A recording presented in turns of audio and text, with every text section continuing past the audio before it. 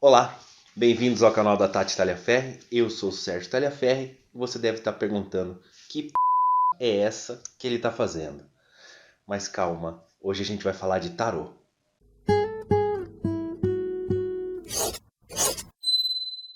Antes da gente começar, só falar brevemente a ideia nossa sobre o tarô aqui no canal é ter alguns vídeos explicando um pouco do tarô, um pouco da história do tarô, que vai ser esse vídeo, e também sobre as lâminas, os arcanos maiores, os arcanos menores, as cartas da corte. Como a gente vai fazer isso, ainda estamos em planejamento. Né? A gente não sabe se vai pegar uma carta por vez e colocar, se a gente vai pegar 3 cartas por vez e vai falar. O que a gente sabe é que não vão ser vídeos extensos, pesados, complexos. Não é um curso, não é uma verdade absoluta, não é um aprofundamento de ideia, é só para a gente passar brevemente e acender a chama da curiosidade em vocês. Ok? Então, antes da gente começar o vídeo propriamente dito, eu vou pedir que você se inscreva se você ainda não é inscrito, que ative o sininho, que compartilhe nos seus grupos, naquele grupo de WhatsApp, no grupo da família, com aquele amigo que você sabe que curte esse assunto, e comenta. Manda ideia de pauta, manda crítica, manda sugestão, fala o que você está achando dos nossos vídeos. A gente não tem um retorno de monetização, a gente não tem um retorno do YouTube, então a gente depende pura e exclusivamente de vocês. Então comente, compartilha, ativa o sininho, se inscreve no canal, porque você vai estar ajudando a gente a melhorar o conteúdo, a levar mais informação de qualidade para vocês. Tá bom, gente? Obrigado por todo mundo que já está inscrito. Obrigado a todo mundo que tá nas lives do Instagram. O nosso Instagram tá aqui. A gente tem live de terça e quinta-feira. A cada 15 dias a gente tem uma live de tarô. Então se inscreve lá também. Começa a seguir a gente no Instagram que tem muito conteúdo legal para vocês. Tá bom? Antes da gente começar a falar de tarô, eu acho interessante a gente colocar, definir alguns pontos. Vamos definir o que é o que é o tarô. O tarô é uma ferramenta oracular. Tarô é um instrumento de autoconhecimento utilizando oráculo. E o que é oráculo? É uma comunicação, é uma ferramenta, é um instrumento que pode facilitar a comunicação com uma consciência universal, uma consciência superior. Algumas vertentes de pensamento colocam essa consciência como uma entidade ou entidades evoluídas, né? Fora do nosso corpo espiritual.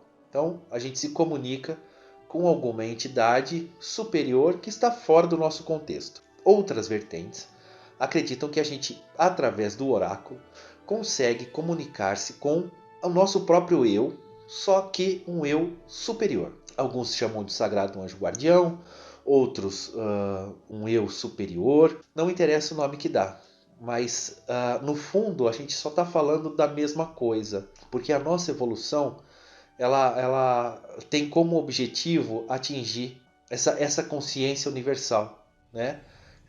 Voltar ao Criador. Então a comunicação, seja com uma entidade terceira superior ou a nossa própria consciência superior, nosso sagrado anjo guardião, o que for, ela bebe da mesma fonte de conhecimento que é a criação. Então, não interessa o nome que se dá para quem a gente está se comunicando através de um oráculo. E sim, nesse momento a gente precisa entender o meio de comunicação, que hoje a gente vai falar de tarô. O oráculo existe desde que o homem se conectou com a natureza. Um dos primeiros oráculos que se tem notícia é a geomancia, mas o homem também usava conchas, usavam folhas, eles usavam ossos, sejam de humanos ou de animais. Então eles usavam esses instrumentos para se comunicar com essa mente superior, com essa consciência cósmica. Essa consciência, ela se sintoniza com a gente e através de posições e de símbolos determinados pelo oraculista é possível ter as respostas necessárias para a nossa evolução. Depois do xamanismo, que usava muito esse oráculo natural, com essas ferramentas naturais, pedra, osso, concha, o homem começou a ter acesso a oráculos mais complexos, como o I Ching, como o tarô, como os búzios, né? Então são oráculos muito utilizados na antiguidade. Definindo então o oráculo, que é a ferramenta, que é um instrumento de comunicação entre uma entidade superior e o ser humano, lembrando que o ser humano é uma alma vestida num corpo, e não o contrário, não um corpo que está vestindo, que está sendo possuído por uma alma. Nós somos seres espirituais, estamos de passagem aqui nesse plano terrestre, nesse corpo humano. É a alma que está se conectando a essa essência superior em busca de evolução. Ok? Então o tarô entra nesse rol de oráculos em que o ser humano utiliza para se ajudar. E qual que é o objetivo principal do tarô? É o autoconhecimento. Todo tarólogo que estuda tarô clássico vocês sempre vão escutar isso. O melhor tarô a se tirar é para você mesmo. Porque você consegue, através do tarô, se conectar a essa essência, a essa verdade cósmica, a essa consciência cósmica, e trazer dela informações que você nega, que você não consegue encarar no seu dia a dia.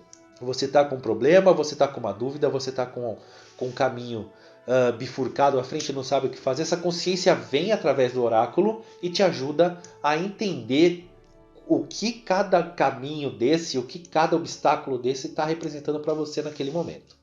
A partir daí, você consegue tomar suas decisões. Então vamos falar um pouco de história agora. História do tarô. Da onde vem o tarô? O mais próximo que a gente pode chegar da história do tarô é na época do Renascimento, lá para o século XIV. Antes disso, não se tem ideia, não se tem registro das lâminas do tarô existirem. O primeiro registro que aparece é lá na região sul da França, a região de Marsella, de onde surgiu as lâminas do tarô de Marsella. Só que não eram as lâminas de baralho. Eles eram quadros que eram encomendados por mecenas ou reis ou gente de muito dinheiro. E esses quadros eram colocados em castelos, em igrejas. É daí que se tem notícia que as lâminas de Marsella apareceram. A origem dessas lâminas também é bastante obscura.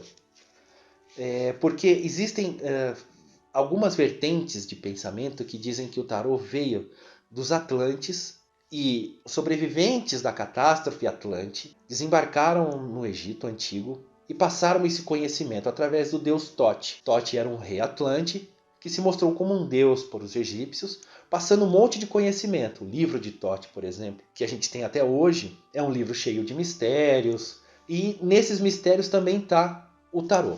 Do Egito, esse mistério do tarô passou pela Grécia e chegou até a gente. Outras vertentes de pensamento colocam a origem do tarô mais próxima da gente, como os 22 arcanos maiores do tarô, sendo estudos em cima do alfabeto hebraico. A gente tem que lembrar que o alfabeto hebraico ele não representa letras, sim ideia. Sendo assim, cada carta representava uma ideia do alfabeto hebraico. Essas ideias foram difundidas em escolas de arte da Idade Média e, junto com alguns jogos que vieram da China, que tinham os naipes, que a gente conhece hoje, os naipes do baralho, que são as 4 estações, juntou-se tudo isso e começou-se a ter jogos lúdicos, não de oráculo, mas lúdicos. Do século XV ao século XVIII usava-se muito baralho de Marsella para jogos, como se fosse um buraco hoje em dia, como se fosse um truco. Até hoje o baralho de Marsella é usado no sul da França, no norte da Itália, como um baralho lúdico, não como um oráculo. Então, do século XV, que ele começou a perder essa aura de arte, né, de ser caro, que eram quadros representando as ideias do alfabeto hebraico, o baralho começou a se popularizar, mas não como um oráculo, como um jogo de baralho. Então se formatou nessa época as 78 cartas do tarô, sendo 22 arcanos maiores e 56 arcanos menores. Isso até o século XVIII, quando entra em cena a maçonaria, que pega aqueles arcanos maiores, começa a analisar as lâminas e diz: isso aqui tem um estudo complexo por trás. Aí que eles vão fazer a ligação entre os estudos hebraicos com o Kabbalah e as cartas do tarô. e as representações nas cartas do tarô. Do século XVIII até o início do século XX, os arcanos maiores já estavam formatados, mas os arcanos menores, eles eram cartas do baralho comum, igual a gente tem hoje em dia para jogar os nossos jogos lúdicos. Então no final do século XVIII entra em cena a maçonaria. A maçonaria pega essas lâminas de tarô, que são usadas até então para lazer, e começa a estudar a fundo essas lâminas, principalmente dos arcanos maiores. E os estudiosos da maçonaria conseguem identificar estudos complexos atrás de cada cena ali, em cada lâmina. Então eles vão pesquisar mais sobre isso e acham esses estudos das 22 letras hebraicas junto com a Kabbalah. Então do século XVIII até o início do século XIX há um aprofundamento dos estudos em cima do tarô. No início do século XX, Edward Waite, agora membro da Golden Dawn, uma ordem iniciática,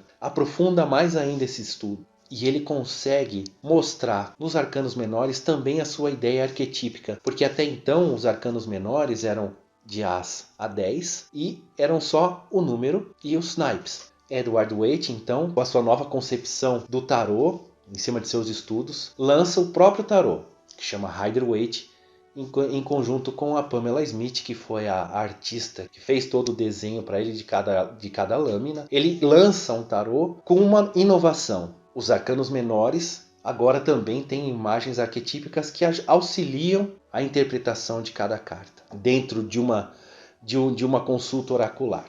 Logo depois, a Aleister Crowley, dentro da sua egrégora de magia, também lança um tarô, também lança ideias arquetípicas dele e faz um tarô super hermético, extremamente hermético, cheio de símbolos, cheio de arquétipo, tanto nos arcanos maiores quanto nos menores. Então, com o lançamento do tarô de Aleister Crowley, o tarô de Thoth, há uma popularização maior do tarô como um instrumento oracular. Porém, essa popularização ela é bastante modesta até o início dos anos 80, quando há um boom de lançamentos de tarô. 99% dos baralhos que a gente tem hoje, dos decks que temos hoje, foi lançado nos anos 80. E aí você pode imaginar qualquer tipo de tarô. Tem tarô das sombras, tarô mitológico, tarô da Hello Kitty, dos Simpsons, tarô de Pokémon. Então, o que está ali mostrado numa carta não interessa. Interessa é o alfabeto que você dá em cima daquilo. Interessa é a regra que o oraculista dá em cima daquilo.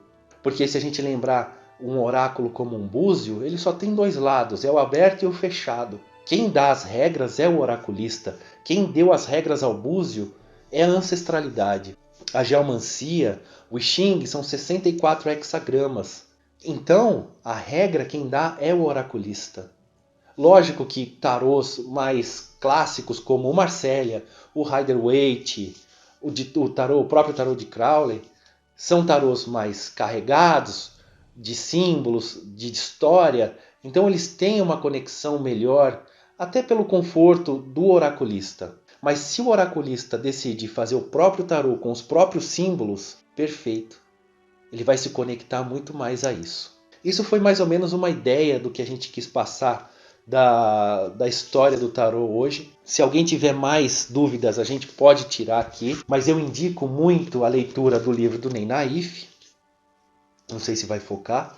Ney Naif, ele tem um estudo de tarô muito completo, muito bom. Para quem está começando é melhor ainda. Ele usa como exemplo o tarô de Marsella. Aconselho também a leitura da Bíblia do Tarô da Sarah Bartlett, que é muito bom. Ela fala de alguns tarôs, tipos de jogada, então vale a pena ler esse livro. Existem muitos outros livros de tarô que são ótimos, que valem a pena. Os tarôs, se alguém se interessar pelo tarô de Thoth, de Aleister Crowley, tem muitos livros assim que são referência, porque é um tarô muito difícil de se entender. É um tarô muito mais para autoconhecimento do que para consulta a terceiros, por exemplo. Então, vale a pena começar mais devagar. E foi como eu comecei. Comecei com o Ney Naif, comecei com a Sarah Bartlett. Então, são leituras fáceis, são leituras tranquilas de se fazer. E para quem está curioso, então eu tenho aqui, é um tarô de Rider-Waite. Então, são 78 lâminas. Cada lâmina com o seu com a sua imagem arquetípica. Essa aqui é Rider-Waite, Pamela Smith. E esse, um tarô de Thoth, um tarô de Crowley. A artista que pintou foi a Frida Harris. Maravilhoso, é um tarô maravilhoso. Esse é um tarô para autoconhecimento, cheio de símbolo hermético. Tem alfabeto judaico, tem Kabbalah, tem símbolo astrológico. Então, é um tarô para você perder anos estudando. Perder não, ganhar anos estudando. Então, esse é o nosso apanhado geral do tarô. Como eu falei, não é uma aula, não é um início de um curso. É uma pincelada super rápida, que vai, eu acho que, deixar mais dúvida do que certeza na cabeça das pessoas. Mas isso que é importante. A gente acende a luzinha, a gente acende a tochinha do conhecimento aí na cabeça de vocês, da curiosidade.